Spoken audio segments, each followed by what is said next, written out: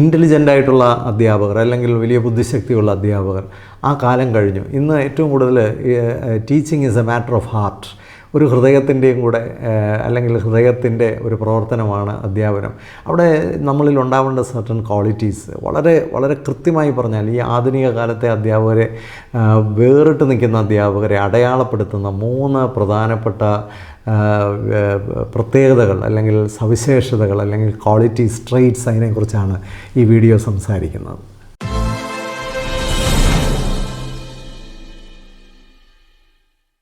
വളരെ വ്യത്യസ്തരായി നിൽക്കുന്ന അല്ലെങ്കിൽ ഉയർന്നു നിൽക്കുന്ന അധ്യാപകരിലെ പ്രധാനപ്പെട്ട 3 കാര്യങ്ങൾ, പ്രത്യേകിച്ച് അധ്യാപകരുടെ ഇടയിൽ ഒക്കെ കൂടുതൽ വ്യാപരിക്കുമ്പോൾ, കുട്ടികളുമായിട്ട് കൂടുതൽ സംസാരിക്കുമ്പോൾ വളരെ വ്യത്യസ്തരായി നിൽക്കുന്ന അധ്യാപകരിലെ 3 പ്രത്യേകതകളെക്കുറിച്ചാണ് സംസാരിക്കാൻ ആഗ്രഹിക്കുന്നത്. പ്രത്യേകിച്ച് ഒരു അധ്യാപനത്തോട് ഇഷ്ടവും അഭിമാനവും ഒരു പാഷനുമുള്ള അധ്യാപകർ തീർത്തും കുട്ടികൾക്ക് വലിയൊരു അസറ്റാണ്. പ്രത്യേകിച്ച് താൻ ചെയ്യുന്ന പ്രവൃത്തിയിലുള്ളൊരു അഭിമാനബോധം.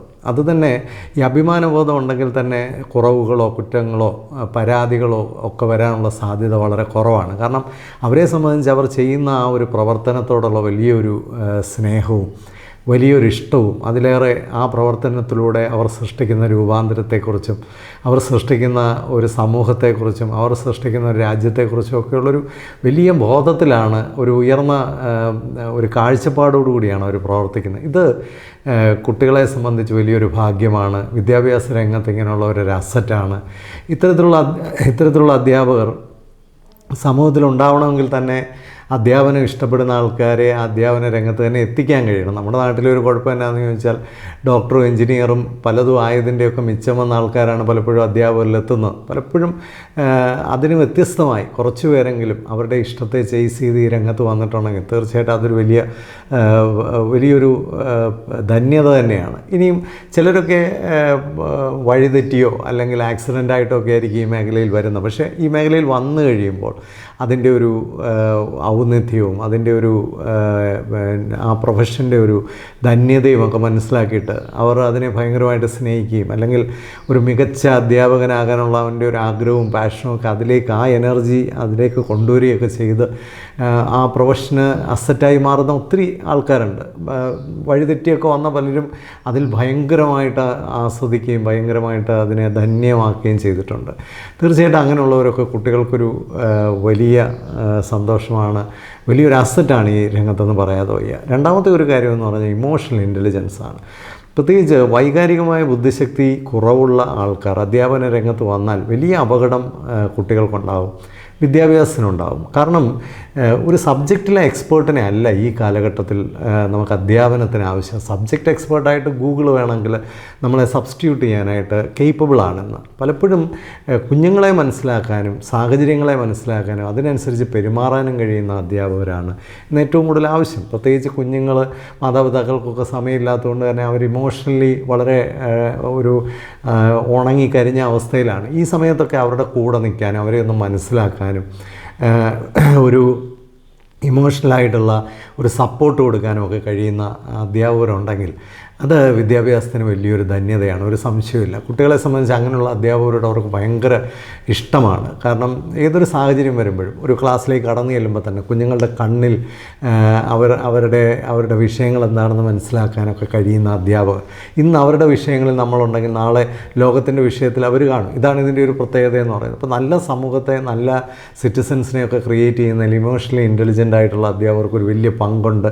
കുഞ്ഞുങ്ങളെ സംബന്ധിച്ച് അവരെ മനസ്സിലാക്കി പഠിപ്പിക്കുന്ന, അവരുടെ ആവശ്യങ്ങളോട് അറിഞ്ഞ് അവരുടെ വിഷയങ്ങളോട് അറിഞ്ഞ് പഠിപ്പിക്കുന്ന അധ്യാപകരെയാണ് ഈ കാലഘട്ടത്തിൽ ആവശ്യം. നമ്മൾ സിലബസ് തീർത്തു എന്നൊക്കെ പറയുമ്പോൾ പലപ്പോഴും കുട്ടികളെ തീർത്ത് കളയുന്ന ഒരവസ്ഥയുണ്ട്. കുട്ടികളെ തീർത്ത് കളയുന്നവരെയല്ല, കുട്ടികളെ ഒരുക്കിയെടുക്കുന്ന, അവരെ കംപ്ലീറ്റ് ചെയ്യാൻ കഴിയുന്ന അധ്യാപകർ ഇമോഷണലി ഇൻ്റലിജൻ്റ് ആയിട്ടുള്ള അധ്യാപകരാണ്.